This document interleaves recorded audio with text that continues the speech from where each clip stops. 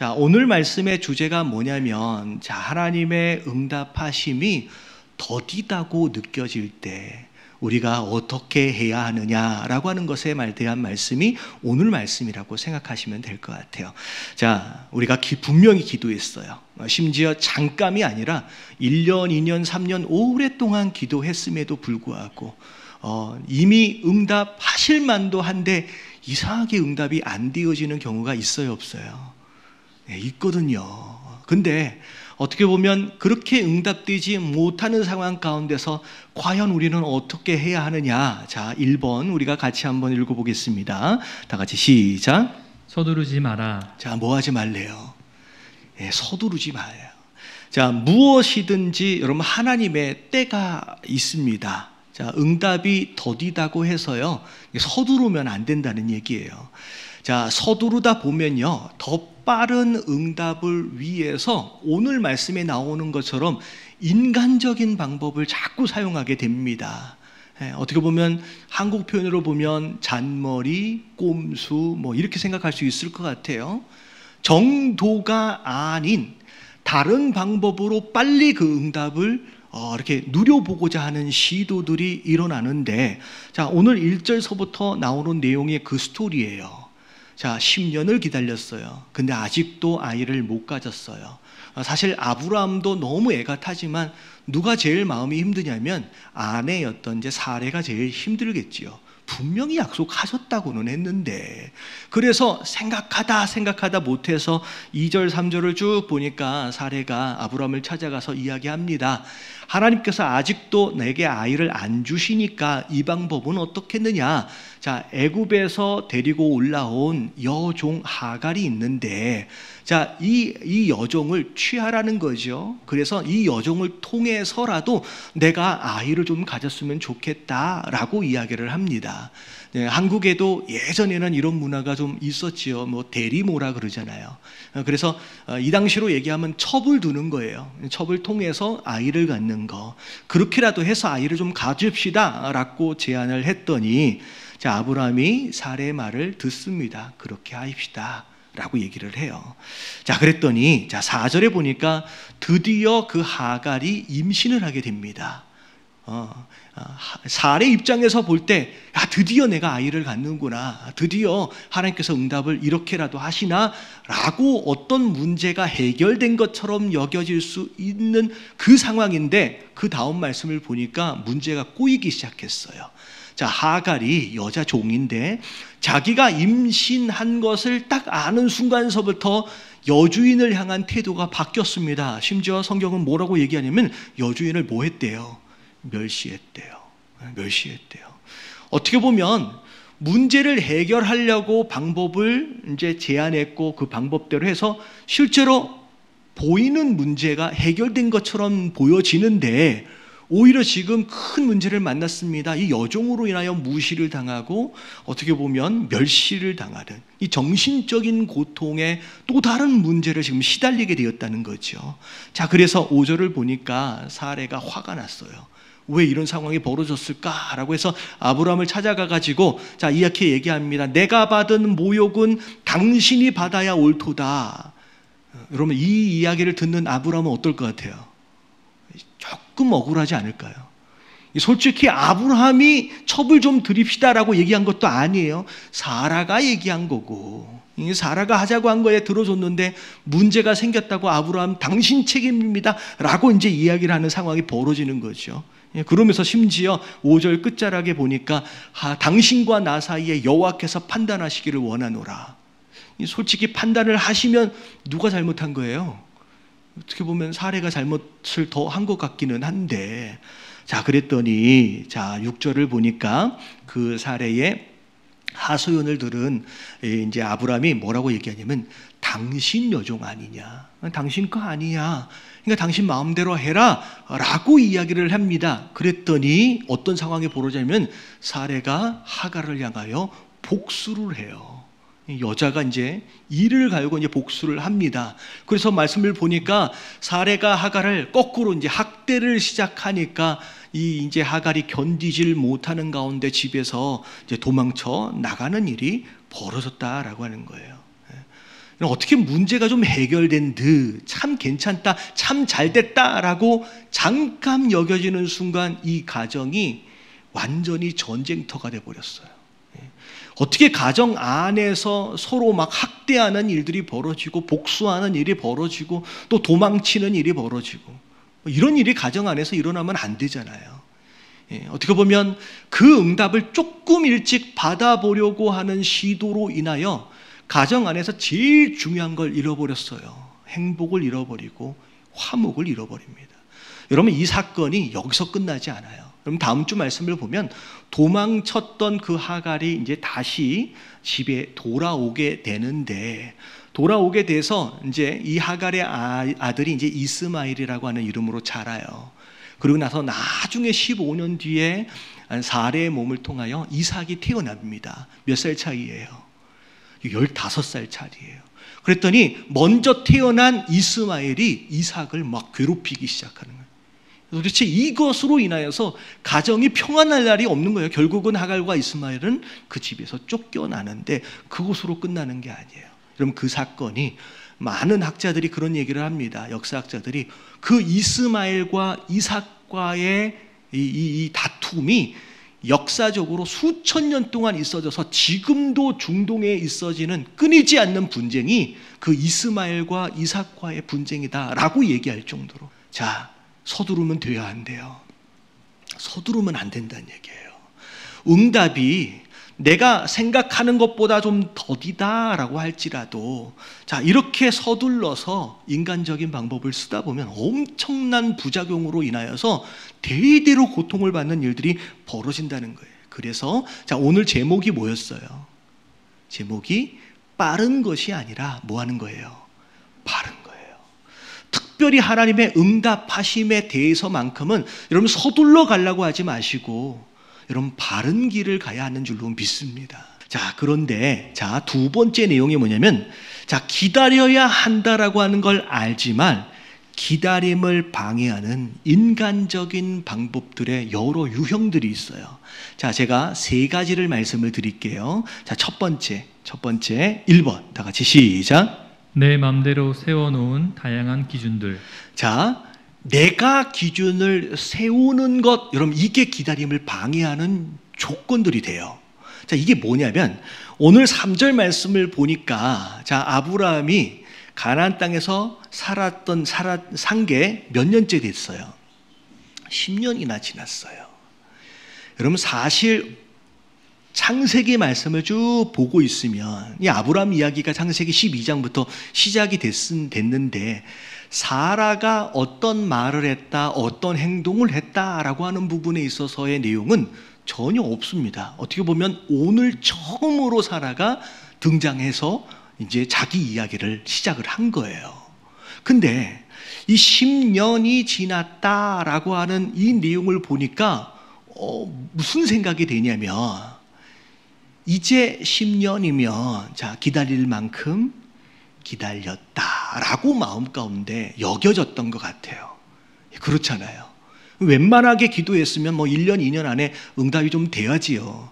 근데 10년을 기다렸어요. 근데 이제 사라가 이야기한다라고 하는 것이 약간 어떤 느낌이냐면, 이 10년 정도면 이제 기다릴 만큼 기다린 거예요. 이 정도면 이제는 뭐라도 해야 하는 거 아닌가라는 그런 생각이 되어진다는 거죠. 자, 우리 안에 이런 모습이 있어요. 예, 기도할 때 하나님, 올해 안에는 가능하면, 뭐 많은 청년들이 그런 기도 했었을 것 같아요. 하나님, 가능하면 오늘 안에는 좀 시집도 좀 가고 장가 좀 갔으면 좋겠습니다. 근데 나름대로 시간과 기준을 정해 놓는다는 거죠. 어떤 좀 어려운 기도 제목들이 있으면 하나님 3년 안에, 5년 안에, 그리고 난 다음에 그때 응답을 안 하시면 되게 실망하고요, 좌절하고요, 하나님 섭섭합니다. 그런 사람들이 있어요, 없어요?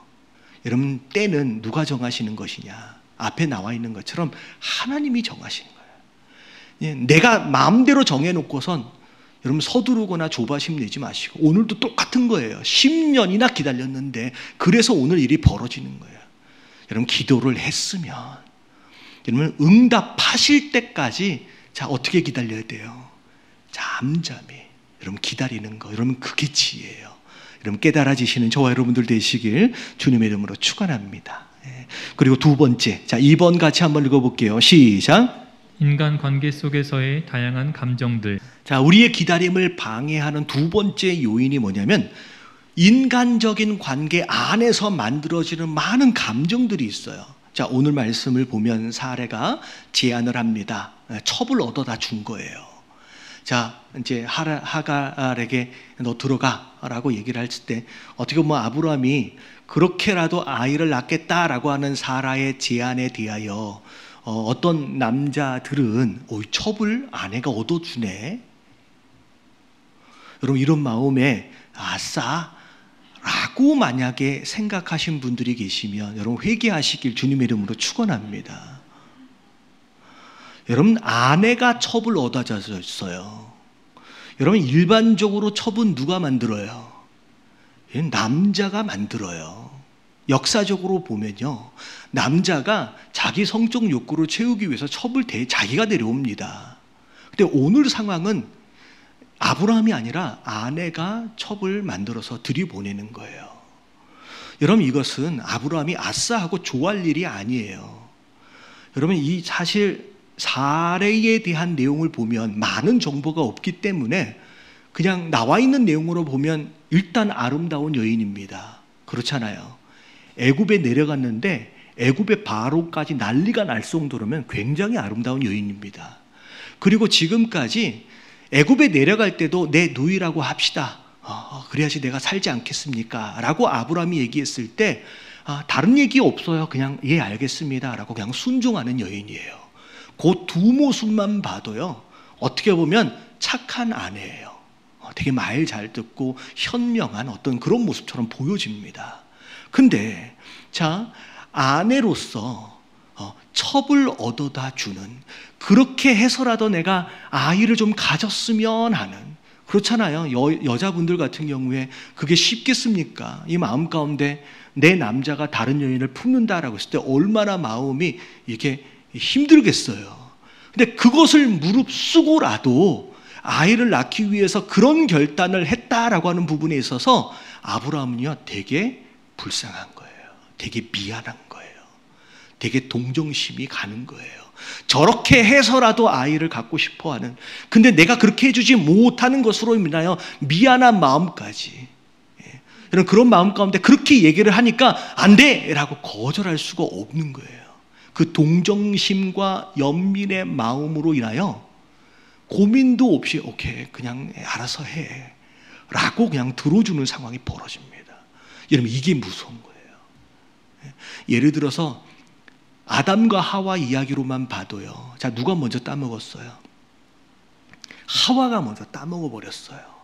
이미 따먹어 버리고 난 뒤에 아담을 찾아와서 나 이미 먹었대, 그리고 너도 먹을래? 라고 얘기를 하는데, 여러분 그 상황에서 그러면 안 되는 줄을 알매도 불구하고 이미 먹어버린 하와의 얼굴을 보니까 거절 못하는 거예요. 그럼 그 안에서 만약에 하와가 눈물이라도 한 방 딱 흘렸다 그러면 끝이지. 그냥 어떻게 그냥 먹어줘야지. 여러분 이게 우리 인간적인 관계 안에서 이것으로 인하여 분명히 아닌데도 불구하고 어쩔 수 없이 마음이 끌려서 가는 경우들이 많다는 거예요. 그게 불순종인데, 이게 동정심이고 연민이고요, 어떤 관계 안에서 의리가 될 수도 있고 심지어 효도일 수도 있어요. 그래도 부모님이 원하시는데 그래도 자녀가 원하는데 라고 하는 그런 인간적인 감정, 그 안에서 만들어진 여러 가지 상황적 감정들이 어쩔 수 없이 그럴 수밖에 없게끔 나를 끌고 간다는 거예요. 자, 여기에서 넘어지지 마시게 되길 주님의 이름으로 축원합니다. 여러분 아무리 친하더라도, 아무리 가깝더라도, 아무리 불쌍하더라도 아닌 것은 아니에요. 다 같이 죽으면 안 되잖아요. 한 사람이라도 살아가지고 살 수 있게끔 끌어가야 되는데 다 같이 죽는 것을 선택하는 것은 우정도 아니고 효도도 아니고 의리도 아니라는 거예요. 여러분 깨달아지시는 저와 여러분들 되시길 주님의 이름으로 축원합니다. 자, 세 번째 같이 한번 읽어볼게요. 시작. 책임 회피를 위한 우유부단함. 자, 겉으로 볼 때는 아브라함은 굉장히 착한 남편처럼 보여집니다. 사례가 왔어요. 이렇게 하면 어떨까? 당신 마음대로 하구려. 여러분, 이런 모습 어떻게 보면 굉장히 착한 남편처럼 보여지지만 사실은 잘 들여다보면요, 자기 책임 하에 있음에도 불구하고 책임을 회피하려는 의도 가운데 수동적인 태도를 보이고 있는 거예요. 이걸 우유부단함이라고 얘기합니다. 자, 사례가 얘기했을 때도 아브라함이 그래 당신 마음대로 해 라고 결정을 마치 자기가 안 한 것처럼 사라에게 미룹니다.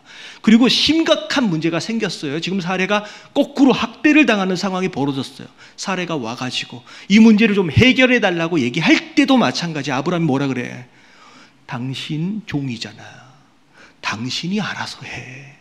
계속 책임 회피를 하면서 마치 당신이 알아서 해라고 모든 선택의 권한을 사례에게 준 것 같지만 사실은 책임 회피하는 거예요. 내가 책임지고 싶지 않은 거죠. 근데 잘 보세요.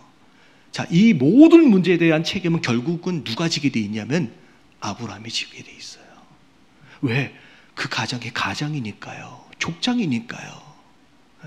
자기가 다 지게 돼 있어요. 사실 아담하고 하와의 경우도 마찬가지예요. 하와가 따먹게끔 했다고. 하나님이 왜 따먹었냐 그러니까 아담이 하는 얘기가 뭐예요? 또 책임 회피하잖아요.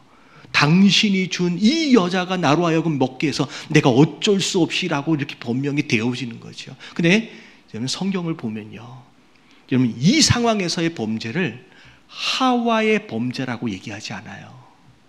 아담과 하와의 범죄라고도 이야기하지 않습니다. 자, 누구의 범죄래요? 아담의 범죄라고 얘기해요. 그게 그 위치 안에서 그게 책임을 져야 할 자의 모습이라는 거죠.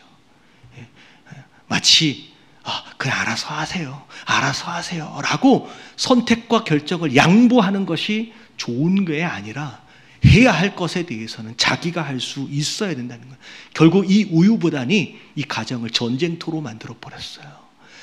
자손 대대로 정말로 괴롭히는 상황들이 벌어졌다는 거예요. 자, 그러면 마지막, 그럼 우리가 어떻게 해야 하느냐는 거예요. 우리가 어떻게 해야 되느냐. 자, 마지막 3번 같이 한번 읽어보겠습니다. 자, 다 같이 시작. 인내함으로 하나님의 음성에 집중하라. 자, 뭐에 집중하라? 하나님의 음성에 집중하라. 여러분, 절대 사람의 말에 휘둘리지 마시길 주님의 이름으로 축원합니다. 여러분, 사례가 뭐라 그러든 하와가 뭐라 그러든 여러분, 순종하는 부분에 있어서는요, 여러분, 하나님의 말씀에 집중하는 게 굉장히 중요해요. 그리고 이런 상황에서 아브라함이 내가 어떻게 해야 될지를 잘 모르겠다 싶으면 자, 뭐 해야 되는 게 맞아요? 여러분, 솔직히 지금은 아브라함처럼 하나님이 직접 이렇게 막 말씀하시고 하는 상황들이 흔하지가 않거든요. 근데 지금 이때 당시만 해도 지금 아브라함과 하나님과는 지금 대화가 가능한 사람이잖아요. 그러니까 어떻게 보면 오늘날로 얘기하면 기도가 가능한 거예요. 근데 대화가 가능하다라고 한다면 잘 모르겠으면 뭐라도 하면 되냐면 물어보기라도 해야 돼요. 근데 아브라함의 치명적인 약점 중에 하나가 뭐냐면 물어보는 걸 잘 못해요. 그때 가나안의 기근이 왔을 때 어떻게 해서든 먹고 살아보려고 막 남쪽으로 내려가다가 사실 자, 이 경계만 넘으면 이제 애굽이에요. 하나님이 내게 주신 땅을 이제 포기하고 넘어가는 상황이다라고 한다면 그때는 하나님께 좀 물었어야지요. 이 땅을 주신다고 했는데 기근 때문에 저 땅을 가야 하는 딱 그 순간만큼은 하나님, 내가 저기 가는 게 맞습니까? 라고 한 번이라도 물었어야 되는데 성경을 보니까 고민했던 흔적도 없어요. 그냥 가버립니다. 그러니까 애굽에 내려가서 얼마나 힘든 일들을 만나요. 그리고 오늘 등장하는 하갈도 어디서 데리고 온 여자예요? 그때 데리고 온 여자예요. 그 문제 씨앗을 거기서 가지고 올라와요. 오늘도 마찬가지겠잖아요. 아니 10년을 기다렸으면 솔직히 오래 기다렸어요. 앞으로 15년 더 기다려야 돼요. 얼마나 긴 기다림입니까? 근데 이렇게 기다렸는데 아직도 응답이 없다라고 한다면, 그래서 사례가 이런 얘기를 한다라고 한다면 하나님께 가서 좀 물어봐야죠. 근데 고민한 흔적이 없어요. 그 자리에서 그래 당신이 알아서 하려 라고 얘기를 해버립니다. 묻지를 않아요. 여러분, 중요한 일이 있을 때는요, 여러분 기도하시게 되길 주님의 이름으로 축원합니다. 여러분, 중요한 결단을 해야 할 필요가 있다라고 할 때는요, 사람의 말이 아니라 말씀 안에서 해답을 얻어야 돼요. 그렇지 않으면요, 잘 따라가고 있는 것 같지만 이런 일들로 인하여서 신앙생활 안에서 괴롭게 하는 일들이 많이 벌어진다는 거죠. 그래서 자, 시편 62편 1절부터 2절까지 말씀 같이 한번 읽어봅니다. 시작. 나의 영혼이 잠잠히 하나님만 바라며 나의 구원이 그에게서 나오는도다. 오직 그만이 나의 반석이시요 나의 구원이시요 나의 요새이시니 내가 크게 흔들리지 아니하리로다. 자, 내 영혼이 잠잠히, 다른 건 분주하게 이렇게 저렇게 생각하고 고민하지 말고 누구만 바라보래요? 하나님만 바라보래요. 사람의 말에 휘둘리지 마시고 환경에 휘둘리지 마시고 변함없이 항상 그 자리에 계시는 그분에게 집중하라는 얘기예요. 왜냐하면 나의 구원이 누구에게서 나와요? 그 하나님께서부터 나와요. 다시 말하면 우리가 살 길은 하나님밖에 없기 때문에 하나님만 바라보라고 말씀하시는 거예요. 그 다음 말씀 보세요. 오직 그분만이 나의 반석이래요. 나의 구원이래요. 나의 요새시래요. 자, 그 다음 말씀 뭐라 그래요? 내가 크게 흔들리지 않는데요. 흔들리다가 자빠져 버리지 않도록을 위해서, 견고한 신앙을 위해서는 흔들흔들 거리는 사람의 생각과 말이 아니라, 환경이 아니라 변함없는 하나님의 음성에 귀 기울여야만 된다라고 말씀하시는 거예요. 여러분, 사람의 말은요, 여러분 한결같을 수 없습니다. 왜? 우리의 생각은 전지하지 못해서요. 이렇게 말했다가도요, 저녁 때는 또 저렇게 말할 수밖에 없어요. 왜냐하면요, 전지하지 못해서 상황에 따라서 우리의 가치관도 달라지고요, 우리가 바라보는 시선도 달라지는 거예요. 계속 요동치는, 계속 변할 수밖에 없는 그 무엇인가를 붙드는 순간 그것과 함께 계속 요동칠 수밖에 없는 인생이 되어버리는 거예요. 내가 흔들리지 않으려면 움직이지 않고 요동하지 않는 한결같은 그 무엇인가를 붙잡아야 돼요. 그게 누구예요? 그게 하나님이시고요, 그게 말씀이에요. 수천 년 동안 단 한 자도 변함없이 우리의 삶의 기준이 되어지는 그 말씀을 붙잡지 않으면요, 여러분 신앙생활에도요 계속 흔들릴 수밖에 없어요. 근데 오늘 이 말씀을 보면 되게 재미있는 표현이, 내가 흔들리지 아니하리로다 라고 나와 있는 게 아니라 그 앞에 뭐가 있냐면 크게 흔들리지 아니하리로다. 다시 말하면 우리 인생이 연약해서 그 하나님 바라보고 있어도 어쩔 수 없이 중간중간 뭐하며 살아요? 흔들리며 살 수밖에 없는 인생. 근데 넘어져 버릴 만큼 크게 흔들리진 않는데요. 그래서 제가 이 말씀을 이제 준비하면서 문득 떠오르는, 여러분들 알고 계시죠? 우리 옛날에 어렸을 때 과학 시간에 싸구려 나침반 기억나세요? 여러분, 싸구려 나침반을 잘 들여다보면 항상 북쪽을 가리키고 있기는 한데 이 바늘이 하도 가벼워가지고 뭐하고 있어요? 바들바들 계속 떨고 있어요.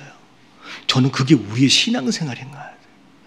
항상 주님만 바라보고 있음에도 불구하고 어쩔 수 없이 또 흔들릴 수밖에 없는, 그럼에도 불구하고 다른 방향을 가리키지 않고 끝까지 주님만 바라보며 살아가는 것, 여러분 우리의 신앙생활이 아니냐는 거죠. 여러분 조금 흔들리더라도 여러분 변함없이 하나님만 바라보시는 여러분 그런 저와 여러분들 되시길 주님의 이름으로 축원합니다.